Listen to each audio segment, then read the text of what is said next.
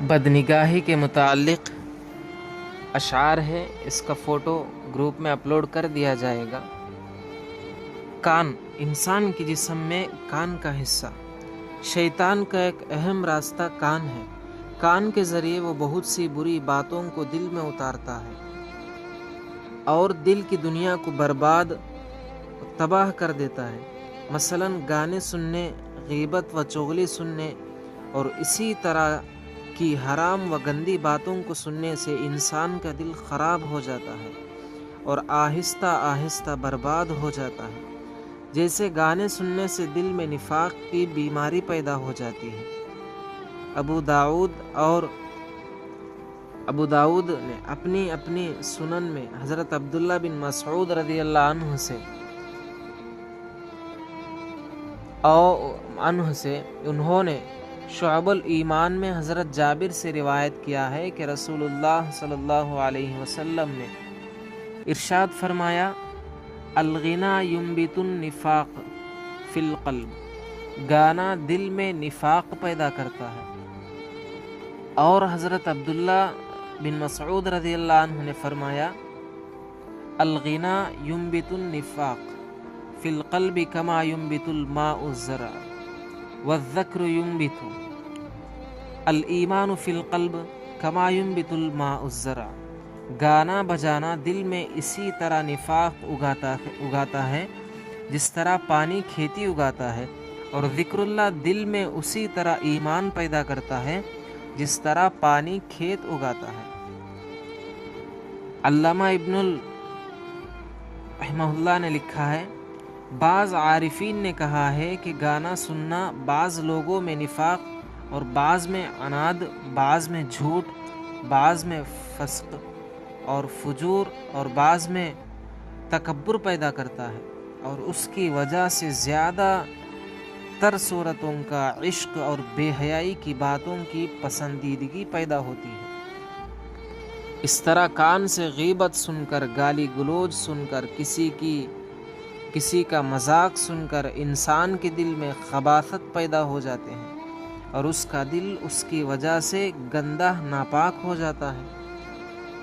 اور پھر زبان، شیطان کے راستوں میں سے ایک راستہ زبان ہے۔ اس سے شیطان بڑا کام لیتا ہے اور انسان پر حملہ کرتا ہے۔ اسی لیے ایک حدیث میں ہے کہ ایک صحابی نے آپ صلی اللہ علیہ وسلم سے معلوم کیا کہ نجات کیا ہے، تو زبان نبوت سے اور باتوں کے ساتھ ساتھ ایک بات یہ بھی فرمائی گئی، املک علیک لسانک، اپنی زبان کو قابو میں رکھو۔ ایک دوسری حدیث میں ہے کہ حضرت معاذ بن جبل رضی اللہ عنہ نے رسول اللہ صلی اللہ علیہ وسلم سے پوچھا کہ کیا ان باتوں پر بھی ہماری پکڑ ہوگی جو ہم زبان سے کہتے ہیں؟ آپ صلی اللہ علیہ وسلم نے فرمایا، ثقلت کا امک وہل یکب الناس فی النار علی مناخرہم الا حصائد السنتہم، تیری ماں تجھے روئے، لوگوں کو دوزخ کی آگ میں ان کے ناک کے بل سوائے ان کی زبان کی کہتوتوں کے اور کون سی چیز گراتی ہے۔ اس میں زبان سے مراد یہی زبان ہے، یہی زبان سے انجام دی جانے والی برائیاں ہیں۔ اس سے معلوم ہوتا ہے کہ زبان سے صادر ہونے والی یہ برائیاں زیادہ تر لوگوں کو جہنم میں لے جاتی ہیں، کیونکہ اس ایک زبان سے بہت سارے گناہ ہوتے ہیں۔ جیسے جھوٹ اسی زبان سے بولا جاتا ہے، غیبت اسی زبان سے ہوتی ہے، چغلی اسی زبان سے کھائی جاتی ہے، فضول گوئی بھی اسی سے ہوتی ہے، کسی کو اذیت دینے میں بھی اس کا بڑا دخل ہے، جیسے گالی دینا، توہین کرنا وغیرہ۔ الغرض اس راستے سے گناہ بہت ہوتے ہیں، لہٰذا اس کو بہت زیادہ قابو میں رکھنے کی کوشش کرنا چاہیے۔ اس کی تفصیل کے لیے امام غزالی کی ایک کتاب دیکھیں۔ شرمگاہ ایک بہت بڑا شیطانی راستہ جس سے وہ انسان میں داخل ہوتا ہے اور اس کو خبائث میں مبتلا کرتا ہے، وہ شرمگاہ ہے۔ یہ نہایت خطرناک راستہ ہے جس سے انسان شہتوتوں لذتوں میں پڑھ کر خدا اور رسول اور آخرت ہی کو بھول جاتا ہے۔ ایک حدیث ضعیف میں ہے کہ رسول اللہ صلی اللہ علیہ وسلم نے فرمایا، من وقی شر ذنبہ من وقی شر ذبذبہ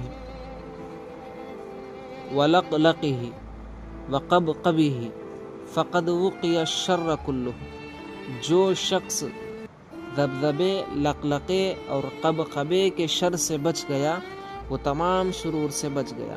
پھر فرمایا لقلقہ زبان ہے اور ذبذبہ شرمگاہ ہے۔ ایک اور حدیث میں ہے کہ رسول اللہ صلی اللہ علیہ وسلم نے ارشاد فرمایا، من یضمن لی ما بین لحییہ وما بین رجلیہ اضمن لہ الجنہ۔ جو شخص مجھے ضمانت دے اس کے 2 جبڑوں کے بیچ کی چیز اور اس کے 2 پیروں کے بیچ کی چیز، میں اس کے لیے جنت کا ضامن ہوں۔ معلوم ہوا کہ زبان کی طرح شرمگاہ کا فساد بھی بڑا خطرناک ہوتا ہے، اور جو اس کے شر سے بچ گیا وہ گویا تمام شرور سے بچ گیا۔ لہٰذا اس سے بھی خوب چوکنا رہنے کی ضرورت ہے۔